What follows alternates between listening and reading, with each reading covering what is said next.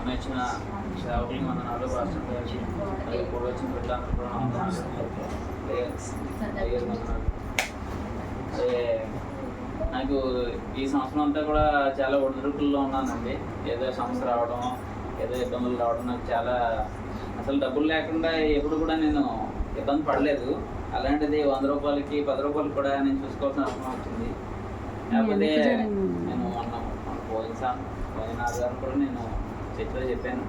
కాకపోతే ఏ ఇబ్బంది వచ్చినా ఏదైనా కానీ నేను ఎప్పుడైతే దేవుడి ముందు నేను సాక్ష్యం చెప్పానో మనసుతో నాకు రావాల్సిన డబ్బులన్నీ కూడా కొంచెం కొంచెంగా వచ్చినాయి. కొంచెం కొంచెంగా వచ్చినాయి, కొంచెం రిలీఫ్ అయ్యాను. అప్పటి నుంచి ఇప్పటి వరకు నాకు లోటు లేకుండా సమృద్ధిగా దేవుడు ఇచ్చాడు. అదే నాకు ఏదైనా మా పిల్లకి ఫీజు కట్టాలన్నా, లేకపోతే పిల్లకి ఏదైనా యూనిఫామ్ కొనాలన్నా, లేకపోతే ఏదైనా మా చెల్లి విషయం కానీ ఏదైనా కానీ ఇంకెప్పుడు ప్రార్థన ఎప్పుడైతే నేను ఆ రోజు ఎప్పుడైతే దేవుడి సన్నిధిలో కన్నీరు గాచి ప్రార్థన చేశానో ఆ రోజు నుంచి ఈ రోజు వరకు నాకు లోటు లేకుండా మినిమం నా దగ్గర అమౌంట్ ఉంచుకోం దేవునికి వందనాలు. అలాగే ఏ విషయం అయినా కానీ ఈ మధ్యన 2 నెలల నుంచి కాళ్ళు చేతులు లాగడం కానీ, జ్వరం కానీ, ఏదో సమస్య అంటాడుతూనే ఉంది. మనం కూడా పోలవరం వెళ్ళి వచ్చాం, తర్వాత జ్వరం వచ్చింది. ఈ మధ్య జ్వరం వస్తే నాకు బాగా నీరసం అయిపోయి దాన్ని ఉంటారు ఇంకా మాట్లాడలేని పరిస్థితి కింద అయిపోయి నీరసం వచ్చేసి ఒగుర్చేస్తున్నాను. ఒగుర్చేసేసి డాక్టర్ దగ్గరికి వెళ్తే కూడా డాక్టర్ గారు అంటున్నాను, ఎప్పుడు ఇలా మీరు ఇలా లేదే, ఏంటి ఇలా అయిపోతున్నారు ఏంటి అని చెప్పేసి డాక్టర్ గారు కూడా అడిగారు. అడిగితే నాకు ఎందుకో తెలియట్లేదు. డాక్టర్ దగ్గరికి బండి వేసుకుని వెళ్ళిపోతున్నాను. అక్కడ ఆయన ఇంజక్షన్ చేద్దామనే 10 నిమిషాల లోపు ఒక వాంతి అవుతుంది. వాంతి అయిన తర్వాత అప్పుడు ఆయన ఇంజక్షన్ చేస్తున్నాడు. ఆ ఇంజక్షన్ చేస్తే కాసేపు మళ్ళీ పడుకుని పోతున్నాను అక్కడ. ఆయన అలాగే అంటున్నారు, ఏంటిది ఎంతలకి ఎప్పుడు లేదు, ఎలా ఉంటున్నారు ఏంటి అని చెప్పేసి. అంటే ఈ మధ్య నాకు ఏంటంటే డోలో వేసుకున్నా, లేకపోతే ఏదైనా మీడియం ఏ మాత్రం వేసుకున్నా ఒళ్ళంతా ఎలర్జీ కింద వచ్చేయడం అలా జరుగుతుంది. అలా ఎందుకు అవుతుందో నాకు అర్థం కావట్లేదు. అందుకని డాక్టర్ గారు ఏం చేశారంటే ఎక్కువ మోతాదు ఇవ్వకుండా తను సరిపడా మోతాదు ఇచ్చి దాన్ని ఈ రోజుకి కొంచెం తీర్చుకోగలిగాను.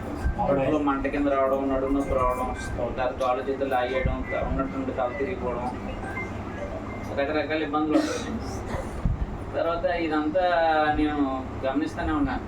ఏంటంటే ఇంకా ప్రశాంత్ నా అబ్బాయి పుట్టినరోజు చేయరాదు, దాని గురించి తర్వాత మనం కూడా ఎప్పటి నుంచో ప్రార్థనలు పెట్టుకుందాం. అదే భోజనాలు ఎప్పుడు కూడా నేను పెట్టేవాడిని, అది మీకు కూడా తెలుసు. కానీ ఇలా చేద్దామని అనుకున్నాం. కానీ డబ్బుల గురించి అయితే ఉన్నాయా లేవా అని నాకు వదిలేసాను. అయితే పొద్దున్న నన్ను క్యాటరింగ్ ఇద్దామని చెప్పేసి మా ఫ్రెండ్స్ని అడిగాను, చాలామంది అడిగాను.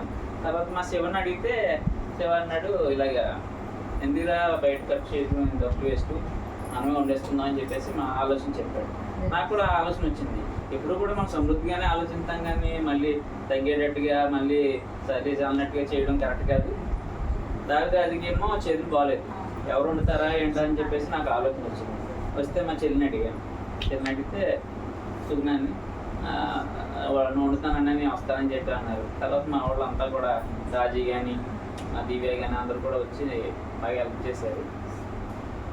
అలాగే మా కుటుంబంలో కూడా చిన్న చిన్న విభేదాలు వస్తున్నాయి.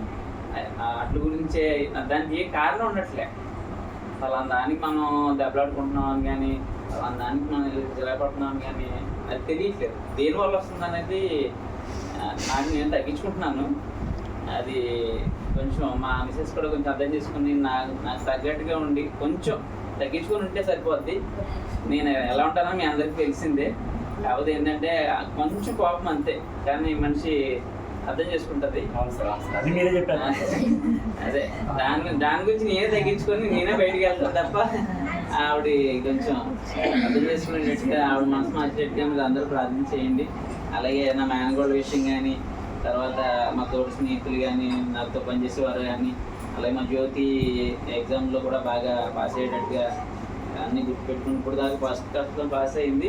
ఇంకా ఫస్ట్ క్లాస్లో ఉండేటట్టు మాస్టర్లు అందరూ కూడా మెచ్చుకునేటట్టుగా మీరు అందరూ కూడా ప్రార్థన చేయండి. మా చిన్నమ్మ గారికి కూడా హెల్త్ బాగుంటలేదు, ఆవిడ కూడా మంచి ఆలోచించేటట్టు, ఆవిడ చెవు ఆపరేషన్ చేయించుకోవాలనుకుంటున్నాను.